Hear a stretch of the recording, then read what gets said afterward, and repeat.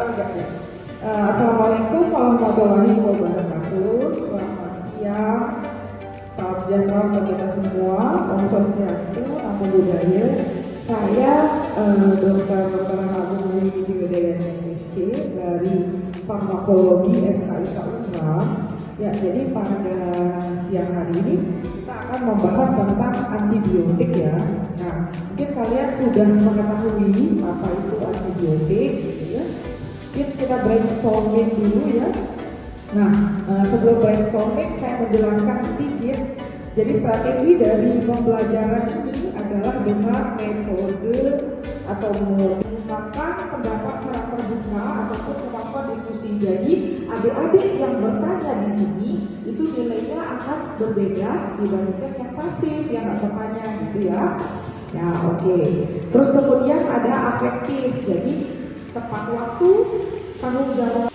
Yang kita lihat adalah discharge-nya ya. Jadi apa sih yang ada di sana gitu ya, pintar dengan kultur betul. Berkaitan dengan farmakologi dalam pemilihan terapi bagi pasien, karena kita adalah seorang tenaga kesehatan ya, dokter, calon dokter. Yang kedua, prinsip dasar kerja obat antibiotik dan penggolongan dari antibiotik. Jadi antibiotik itu ada golongan-golongannya. Kemudian yang ketiga, prinsip dasar terjadinya interaksi obat, ya baik secara farmakokinetik maupun farmakodinamik. Yang keempat adalah prinsip dasar kerja antibiotik berdasarkan mikroorganisme yang menginfeksi. Kemudian yang kelima, mekanisme kerja, efek samping dan beberapa efek toksik serta indikasi antibiotik. Nah, di sini bedanya adalah prinsip dasar kerja dan mekanisme kerja ini terkait dengan efek samping dari antibiotik tersebut, sehingga saya membedakannya menjadi poin yang berbeda. Oke, nah ini adalah kriteria penilaian dari saya ya. Jadi kalau adik-adik nanti saat CBT itu nilainya di atas 87, tapi kuisnya nilainya jelek, 0 misalnya atau 20, atau tidak aktif dalam pembelajaran ini, maka nggak mungkin dapat nilai A gitu ya. Nah, kemudian 78 sampai kurang dari 87 itu A per B atau AB gitu ya nilainya. Kemudian 69 sampai 78 B, 60 sampai 69 itu BC, kemudian 51 sampai 60 C, 41 dan 51 D kurang dari 41 E gitu ya. Nah, apa aja yang item yang dinilai? Satu, sikap. Jadi misalnya kalian kesini pakai helm, nah itu gimana? Sikapnya jelek ya? Atau kalian di sini ngejek temannya, nah, atau sambil nelfon, nah itu jelek sikapnya ya, nggak mungkin dapat 20%. Ya, jadi sikap tuh nilainya ada 20%. Kemudian keterampilan kalian, jadi kalian bisa bertanya atau bisa menjelaskan apa sih itu antibiotik. Jadi nanti kan ada pertanyaan dari saya. Kemudian kuis yang dilakukan setiap 2 minggu gitu ya. Oke. Nah, ini adalah definisinya. Jadi antibiotik itu adalah segolongan senyawa baik alami maupun sintetik ya, yang mempunyai efek menekan atau oleh bakteri. Garis bawahi ya, oleh bakteri. Nah, kemudian yang kedua, penggunaan antibiotik itu khususnya berkaitan dengan pengobatan penyakit infeksi. Jadi kalau pasiennya sudah infeksi, pasti bakteri infeksi bakteri yang pasti kita akan memberikan antibiotik gitu ya. Nah, meskipun di dalam bioteknologi dan rekayasa genetika itu juga digunakan sebagai alat seleksi terhadap mutan atau transforman. Jadi kita juga bisa menilai sensitivitas dari bakteri ini terhadap antibiotik gitu ya. Nah, nanti kita belajar kultur ya di mata kuliah yang lain. Oke, fungsinya adalah fungsi dari antibiotik itu untuk pengobatan, untuk terapi. Sedangkan pentingnya antibiotik itu sebagai pemacu pertumbuhan merupakan kebutuhan yang sekunder. Jadi antibiotik itu memacu pertumbuhan. Jadi yang dimaksud dengan antibiotik adalah suatu zat yang dibuat oleh organisme hidup, terutama fungi dan bakteri yang dapat menangani atau mematikan bakteri atau fungi yang sebagai lawannya gitu. Jadi dia juga sama berasal dari bakteri tersebut gitu. Antibiotik itu berasal dari biota itu juga gitu. Nah, antibiotik yang banyak digunakan dalam pengobatan yang mungkin kalian sering temukan itu penisilin ya, golongan aminoglikoside. Terus aminoglikoside itu contohnya apa aja? Jadi ada streptomycin, gentamicin, kanamicin, paramomycin, gitu ya, neomycin, chloramphenicol, tetracycline, golongan macrolide dan fungistatistica. Nah, antibiotik pemacu pertumbuhan. Tadi kan ada bingung ya, kok bisa dia memacu pertumbuhan? Nah, jadi ethical clearance terlebih dahulu disetujui atau enggak. Nah, kemudian penggunaan antibiotik itu seperti pisau bermata dua, jadi dia bisa menyebabkan resistensi. Gitu. Nah, antibiotik sejarahnya ditemukan oleh Alexander Fleming ya pada tahun 1928. Nah, bagaimana prosesnya ada yang tahu nggak? Kenapa kok Alexander Fleming itu bisa menemukan penisilin? Ada nggak yang tahu ceritanya? Ada yang tahu ceritanya? Jadi Alexander Fleming itu dia menyimpan roti. Nah, di mana rotinya itu tidak dimakan, dibiarkan sampai berapa lama, kemudian dilihat di situ ada cukup bakteri di roti tersebut. Nah, terus kemudian diberikan penisilin, ya. Nah, ternyata bakteri tersebut mati setelah dilihat di mikroskop. Nah, jadi dilihat apa, identify apa bakterinya, kemudian setelah diberikan penisilin, dia bisa mematikan bakteri tersebut. Sehingga Alexander Fleming itu dikatakan sebagai penemu antibiotik pertama kali, gitu ya. Jadi dalam dosis yang tepat itu akan mampu secara aktif membunuh bibit penyakit ya atau bakteri dan mempunyai indeks terapi yang relatif aman ya. Kan dulu kita pernah praktikum diajarkan indeks terapi ya.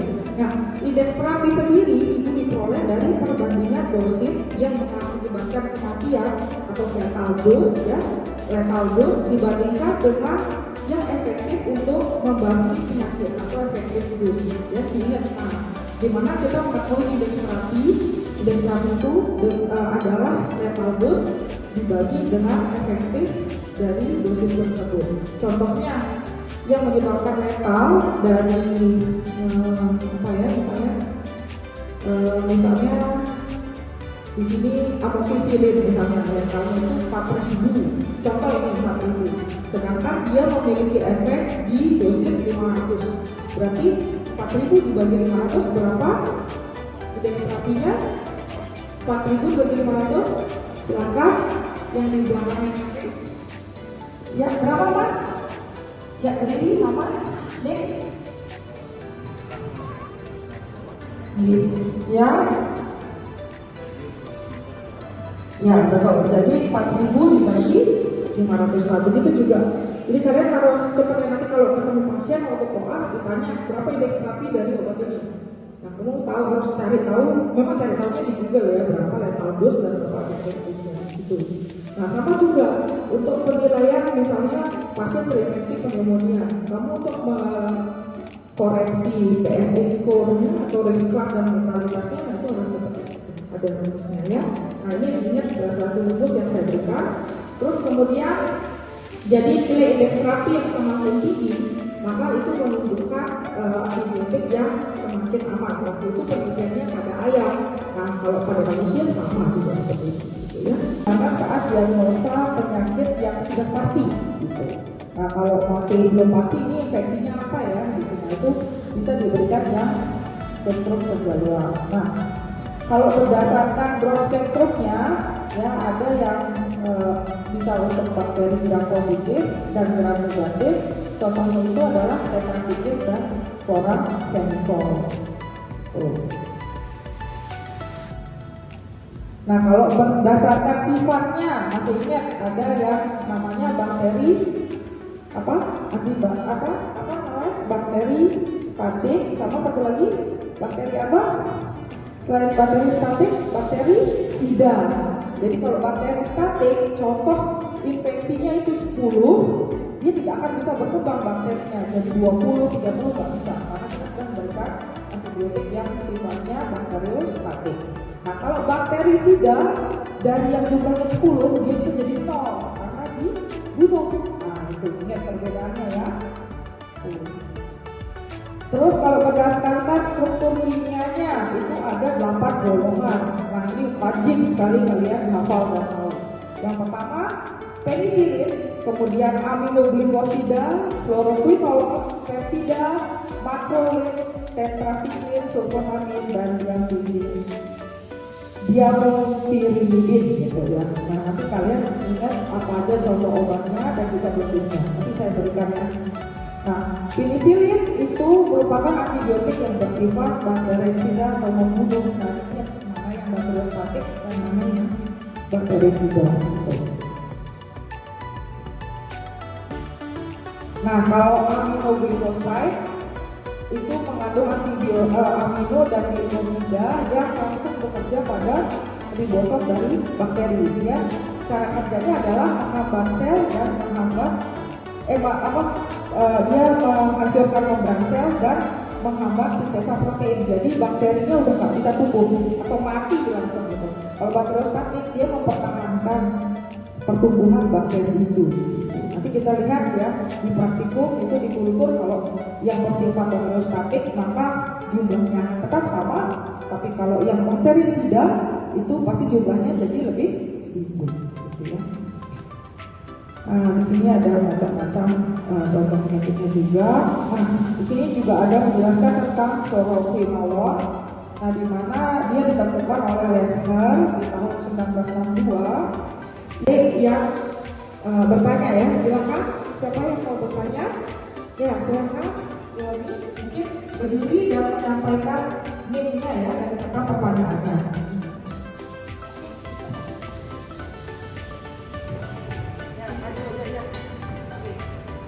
Terima kasih dokter atas waktunya. Tapi saya juga bertanya sebelumnya. Pertama, saya ada NIM 189. Tadi dokter sudah menjelaskan terkait dengan bahwa antibiotik itu dapat menyebabkan resistensi. Jadi pertanyaan saya, bagaimana cara menguji resistensi dari antibiotik itu sendiri? Terima kasih. Saya kalau Putri Wijaya dengan nomor 102310163. Saya izin bertanya dokter, apakah ada perbedaan antara antibiotika dan juga disinfektan? Terima kasih dokter. Jadi tadi tidak ada disinggung. Memang kalau kita tahu disinfektan itu juga dia bisa membunuh bakteri seperti itu. Nah perbedaannya antara antibiotik dan disinfektan, kalau antibiotik itu dia tidak sampai mengubah keadaan lingkungannya sehingga mati. Jadi antibiotik tadi ada dua sifatnya, yaitu bakteriostatik dan bakteriosida. Sedangkan kalau disinfektan itu dia akan mengubah pH lingkungan bakteri tersebut sehingga bakteri pasti mati karena dia tidak bisa hidup di sana. Itu aja perbedaan. Itu gitu ya. Itu mungkin saya berharap teman-teman adik-adik di sini bisa paham ya dari apa materi yang saya berikan. Nanti saya kirimkan juga supaya saya upload di Sepada. Jadi saya kirimkan juga materinya. Nah, itu bisa diakses dan dipelajari lagi. Kalau ini kan materinya yang kita ini aja singkat-singkat aja ya. Nanti mungkin lebih jelasnya contoh itu antibiotiknya apa, dosisnya berapa, gitu ya, supaya enak dipelajari. Itu, ya terima kasih banyak, semoga sukses. Saya doakan kalian nanti untuk masuk rotasi klinik yang lancar. Terima kasih. Saya mencari admin kedua dengan 1A02310024. Di sini saya ingin bertanya terkait dengan penjelasan Bapak tadi. Jika misalnya pasien dalam kasus infeksi jamur, apakah kita bisa menggunakan antibiotik sebagai terapinya? Dan jika tidak, kira-kira seberapa jauh perbedaan untuk terapi infeksi jamur dengan antibiotik? Terima kasih. Baik, pertanyaan yang baik sekali ya. Jadi dari tadi saya membahas jamur dan antibiotik juga. Nah, jadi pada infeksi jamur, ya contohnya misalnya Nystatin ya, itu diberikan pada pasien dengan, kalau kita sudah lihat ada KOA positif, terus kemudian dia dikatakan terinfeksi candidiasis. Nah, maka kita bisa dibarengi dengan antibiotik, tapi itu kurang tepat karena yang harus diberikan kalau untuk infeksi jamur adalah anti jamur. Kemudian kalau infeksi bakteri ya kita harus memberikan antibakteri. Itu yang seharusnya. Nah, tapi nanti pada seiring berjalannya waktu di kehidupan nyata di rumah sakit, nah maka kalian akan melihat karena infeksinya bukan cuma jamur, tapi juga bakteri. Nah makanya kalian mungkin ini padahal ada jamur, tapi dilihat lagi ada bakterinya nggak, sehingga diberikan antibakteri. Bahkan antibakterinya bukan cuma satu, tapi bisa 2, dan itu secara injeksi dengan dosis yang maksimal gitu. Jadi orang Indonesia nih udah ini banget, sudah begitu sakit udah langsung jamur bakteri gitu.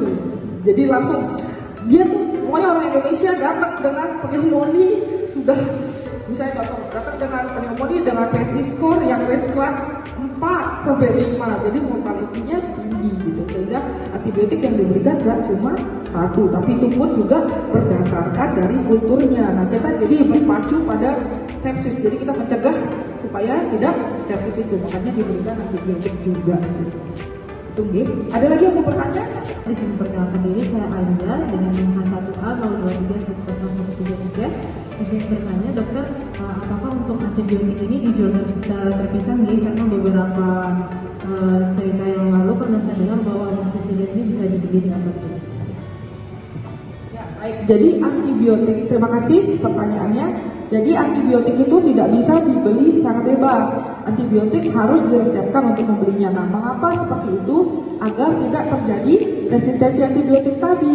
Nah, contoh, kalau antibiotik bisa diberi secara bebas, dia bisa membeli, oh kemarin saya batuk pilek, langsung aja bom pakai amoxicillin, misalnya kayak gitu, langsung minum antibiotik ya, tanpa menunggu atau tanpa ke dokter dulu, minta resep dokter. Nah, itu besok pilek lagi, dia beli lagi secara bebas. Pasien akan membeli lagi secara bebas. Nah, besoknya lagi beli lagi. Nah, sampai pada suatu hari ketika membeli amoxicillin itu sudah tidak aman lagi. Nah, yang lebih parah kalau antibiotik dijual secara bebas, dia bisa mengakses yang dengan dosis yang lebih tinggi atau broad spektrum yang lebih luas, sehingga apa yang terjadi? Kesulitan sudah datang ke kita nggak tahu harus dikasih antibiotik apa, karena sebelumnya dia sudah bisa, dan waktu kita kultur ternyata resistensi terhadap banyak antibiotik. Jadi apa yang harus diberikan untuk menghilangkan infeksinya? Ya sudah, pasien jadi sepsis, ya gitu. Ya, mungkin. Nama saya Yuni, NIM 189. Tadi dokter sudah menjelaskan terkait dengan bahwa antibiotik itu dapat menyebabkan resistensi. Jadi pertanyaan saya, bagaimana cara menguji resistensi dari antibiotik itu sendiri? Terima kasih. Baik, jadi kita ada namanya resistensi antibiotik. Nah, bagaimana cara mengujinya? Yang pertama kita bisa melakukan kultur. Nah, kemudian kita berikan antibiotik tersebut, atau kita lihat apa yang menjadi sensitivitas dari mikroorganisme yang ditemukan di kultur tersebut. Itu satu. Kemudian yang kedua caranya adalah kita jika tidak bisa kultur, kita memberikan antibiotik jika tidak membaik keadaan klinisnya, ya berarti dia dikatakan sebagai resistensi. Keadaan klinis apa aja? Tanda dari inflamasi, demam, terus kemudian jadi kalor, dolor, terus tumor dan fisiolesa. Tapi yang kita lihat kalau dalam infeksi bakteri itu hanya kalor dan dolornya saja, ya. Jadi kadang orang menjadi kenyamanan. Atau tanda gejala yang lain. Apa misalnya tanda gejala yang lain? Batuk misalnya. Nah, setelah diberikan antibiotik ini diinjeksi, misalnya ceftazidime ternyata tidak membaik, terus diberikan levo 350 mg per 24 jam tidak membaik. Nah, itu dikatakan dia mengalami resistensi antibiotik begitu. Apakah sudah terjawab? Terima kasih. Mungkin ada yang lain bertanya ya, silakan. Siapa yang mau bertanya? Ya, apa namanya? Bakteri statik, sama satu lagi bakteri apa? Selain bakteri statik, bakteri sida. Jadi kalau bakteri statik, contoh infeksinya itu 10, dia tidak akan bisa berkembang bakterinya jadi 20 nggak bisa, karena kita sudah memberikan antibiotik yang sifatnya bakteriostatik. Nah, kalau bakteri sida dari yang jumlahnya 10, dia bisa jadi 0 karena dibunuh. Nah, itu ingat perbedaannya ya. Tuh. Terus kalau berdasarkan struktur kimianya itu ada 8 golongan. Nah, ini wajib sekali kalian hafal dan tahu. Yang pertama penisilin, kemudian aminoglikosida, fluoroquinolol, peptida, makrolin, tetrasiklin, sulfonamid, dan diamopirimidin gitu ya. Nah, nanti kalian ingat apa aja contoh obatnya dan juga dosisnya. Nanti saya berikan ya. Nah, Penisilin itu merupakan bakteri gram positif, itu apa saja? Silakan. Yuk, antara kalian berdua silakan.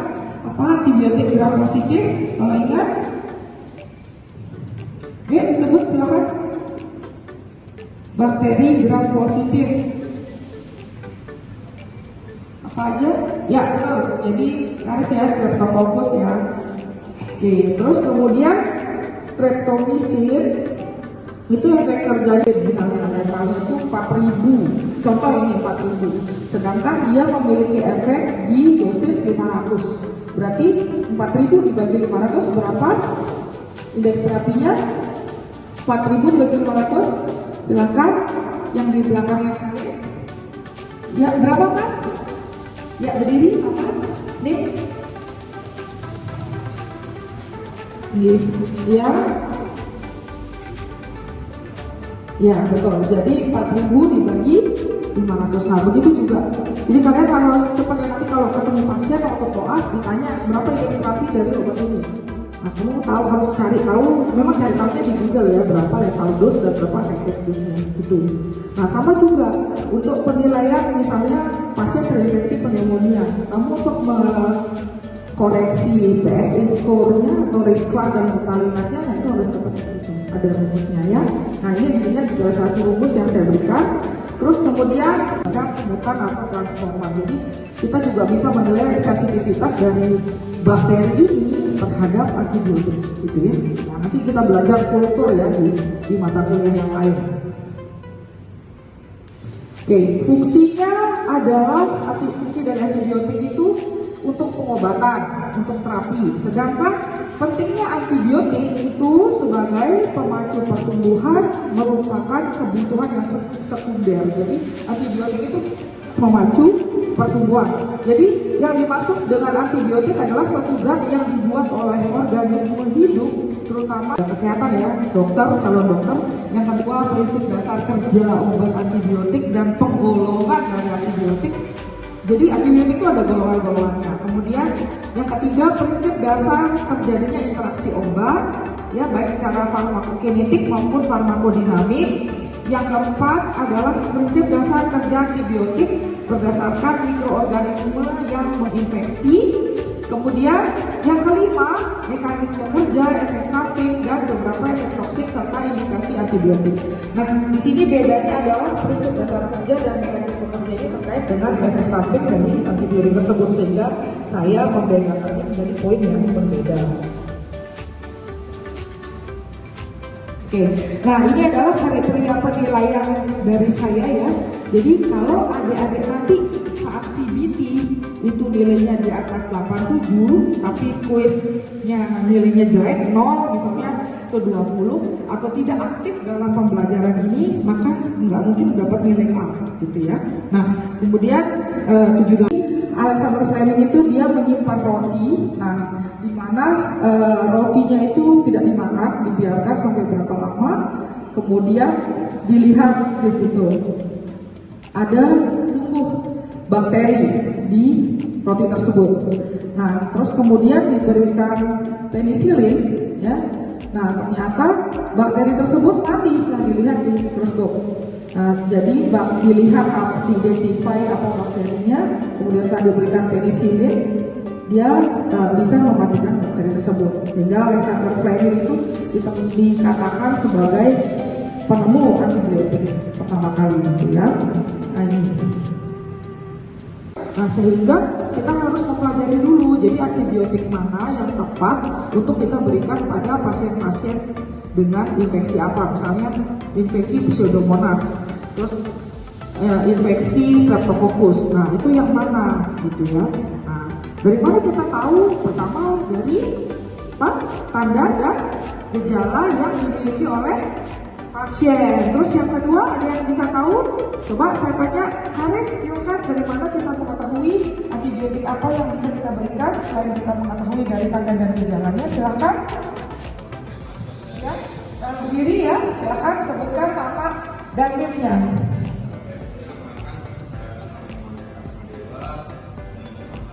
Ya.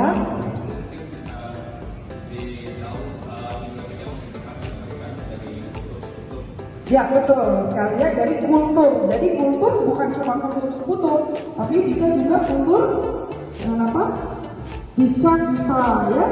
Jadi bisa dengan discharge kalau ada infeksi pada saluran kemih atau urin. Nah, kriteria penilaiannya satu, tes tertulis. Nah, di mana itu nanti kalian akan dapatkan di CBT ya, computer based test. Terus ada kuis yang dilakukan setiap 2 minggu sekali gitu.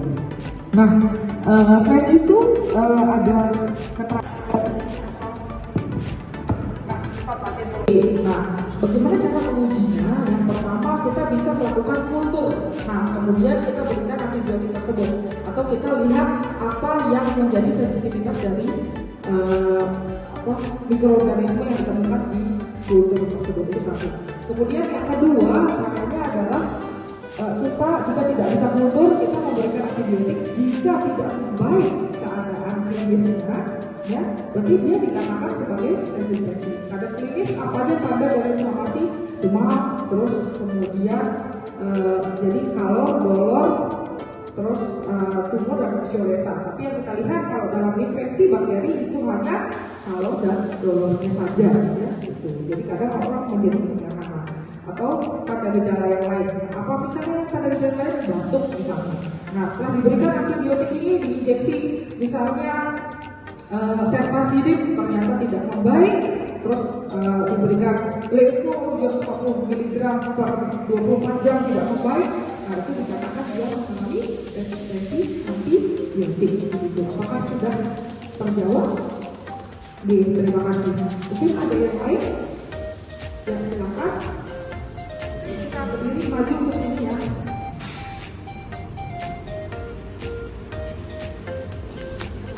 Bandingnya, silakan. Baik, terima kasih atas kesempatannya. Izin perkenalkan diri, saya Alia dengan NIM 1A 0231013. Izin bertanya, dokter, apakah untuk antibiotik ini dijual secara terpisah karena beberapa cerita yang lalu pernah saya dengar bahwa amoxicillin ini bisa dibeli di toko. Ya, baik. Jadi antibiotik, terima kasih pertanyaannya. Jadi antibiotik itu tidak bisa dibeli secara bebas. Antibiotik harus diresepkan untuk membelinya. Nah, mengapa seperti itu? Agar tidak terjadi resistensi antibiotik tadi. Nah, contoh, kalau antibiotik bisa dibeli secara bebas, dia bisa membeli, oh kemarin saya batuk pilek, langsung aja bom pakai amoxicillin, misalnya gitu. Langsung minum antibiotik ya, tanpa menunggu atau tanpa ke dokter dulu, resep dokter. Nah, itu besok pilek lagi, dia beli lagi secara bebas. Pasien akan membeli lagi secara bebas. Nah, besoknya lagi beli lagi. Nah, sampai pada suatu hari ketika membeli amoxicillin ini sudah tidak dapat.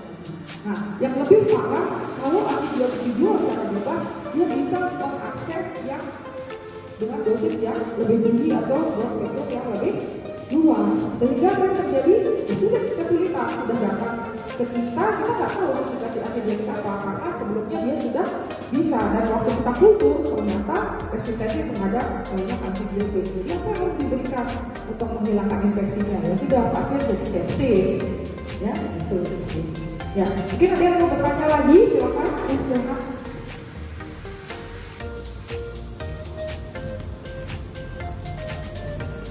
Baik, terima kasih sebelumnya Bapak. Perkenalkan saya Maria Andina dengan NIM 1A 0231004. Di sini saya bertanya terkait dengan penjelasan dokter tadi. Jika misalnya pasien dalam kasus infeksi jamur, apakah kita bisa menggunakan antibiotik sebagai terapinya? Dan jika tidak, kira-kira seberapa jauh perbedaan untuk terapi infeksi jamur dengan antibiotik? Terima kasih. Baik, pertanyaan yang baik sekali ya. Jadi dari tadi saya membahas jamur dan antibiotik juga. Nah, jadi pada infeksi jamur, ya contohnya misalnya Nystatin ya, itu diberikan pada pasien dengan, kalau kita sudah lihat ada KOA positif, terus kemudian dia dikatakan terinfeksi kandidiasis. Nah, maka kita bisa dibarengi dengan antibiotik, tapi itu kurang tepat karena yang harus diberikan kalau untuk infeksi jamur adalah anti jamur. Kemudian kalau infeksi bakteri ya kita harus memberikan antibakteri, itu yang seharusnya. Tapi nanti pada seiring berjalannya waktu di kehidupan nyata di rumah sakit, nah maka kalian akan melihat karena infeksinya bukan cuma jamur, tapi juga bakteri. Namanya kalian mungkin, loh, ini padahal ada jamur, tapi dilihat lagi ada bakterinya nggak, sehingga diberikan antibakteri. Bahkan antibakterinya bukan cuma satu, tapi bisa dua, dan itu secara injeksi. Nah, dosis yang maksimal. Gitu. Jadi orang Indonesia nih udah ini banget, sudah begitu sakit udah langsung jamur bakteri gitu.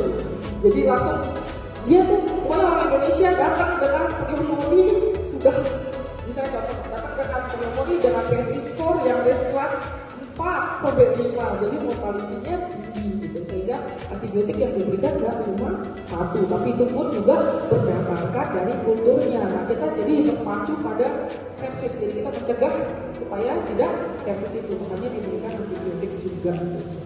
Itu ada lagi yang mau bertanya? Ya, silakan. Wah, ini banyak yang cewek ya bertanya. Ya, silakan, yuk. Yang cowok menjawab aja tadi ya. Ya, silakan.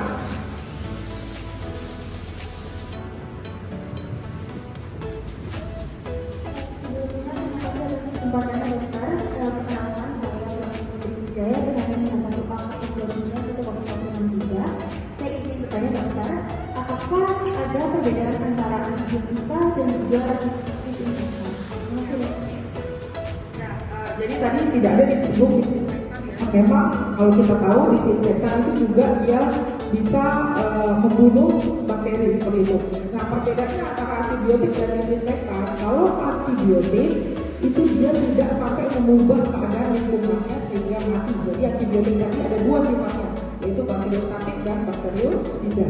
Sedangkan kalau disinfektan itu dia akan mengubah pH lingkungan bakteri tersebut sehingga bakteri pasti mati karena dia tidak bisa hidup di sana. Itu disinfektan. Itu ya. Itu mungkin saya berharap teman-teman adik-adik di sini bisa paham ya dari apa materi yang saya berikan. Nanti saya kirimkan juga, selain saya upload di Sepada, nanti saya kirimkan juga materinya. Nah, itu bisa diakses dan dipelajari lagi. Kalau ini kan materinya ya kita ini aja ya, singkat-singkat aja ya. Nanti mungkin lebih jelasnya contoh itu antibiotiknya apa, dosisnya berapa, ya supaya enak dipelajari. Itu ya, terima kasih banyak, semoga sukses. Saya doakan kalian nanti untuk masuk rotasi kliniknya lancar. Terima kasih.